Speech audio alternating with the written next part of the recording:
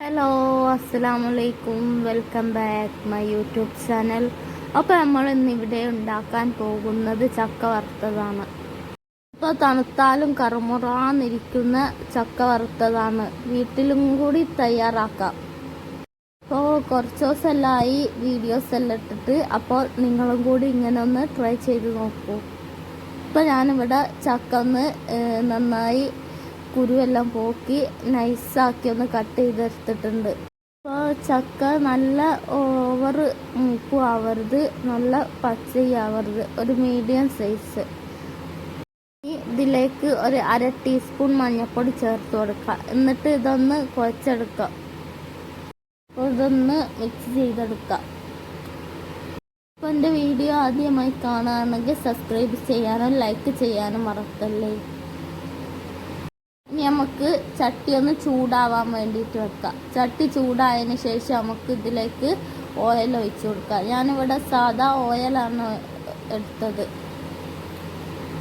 അപ്പോൾ ഏത് വേണമെങ്കിലും എടുക്കാം. അപ്പോൾ സൺഫ്ലവറോ വെളിച്ചെണ്ണ ഇട്ടാണ് എടുക്കുക. ഇനി നമുക്ക് ഇതിലേക്ക് ഒരു 1/2 ടീസ്പൂൺ ഉപ്പും കൂടി ഒന്ന് ചേർത്ത് കൊടുത്തതിന് ശേഷം ഇതിലേക്ക് നമ്മൾ നേരത്തെ ആക്കി വെച്ച ചക്കയും കൂടി ഇതിലേക്ക് ഇട്ട് കൊടുക്കുക.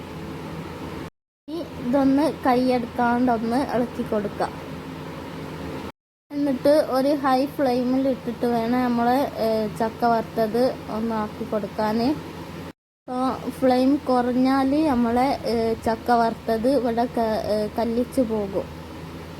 അപ്പോൾ ചക്ക വറുത്തത് നമുക്ക് കടിക്കാനൊരു സുഖം കിട്ടില്ല.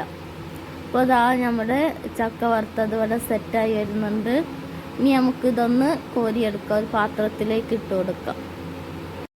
അടുത്തതും കൂടി ഞാനിവിടെ സെറ്റാക്കുന്നുണ്ട്.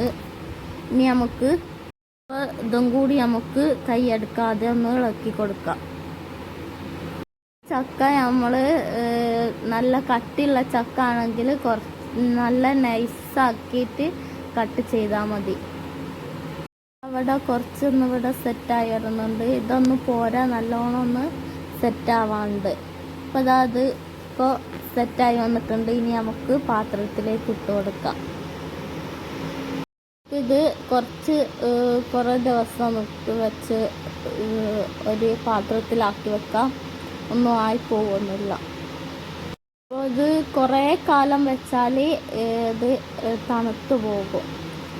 അപ്പോൾ ഇതെല്ലാം കൂടി ഇവിടെ സെറ്റായി വന്നിട്ടുണ്ട്. ഉപ്പ് എണ്ണയിൽ ചേർക്കാൻ ഇഷ്ടമില്ലാത്തവർ നമുക്ക് ഇതൊന്ന് പൊരിച്ചെടുത്തതിന് ശേഷം നമുക്ക് ചേർത്ത് കൊടുക്കാം. അപ്പോൾ ഇതെല്ലാം കൂടി വളരെ സെറ്റായി വന്നിട്ടുണ്ട്. നമുക്ക് അടുത്ത വീഡിയോയിൽ കാണാം. ഓക്കെ, ഇൻഷാ അല്ലാഹ്. അസ്സലാമു അലൈക്കും. Thank you for watching.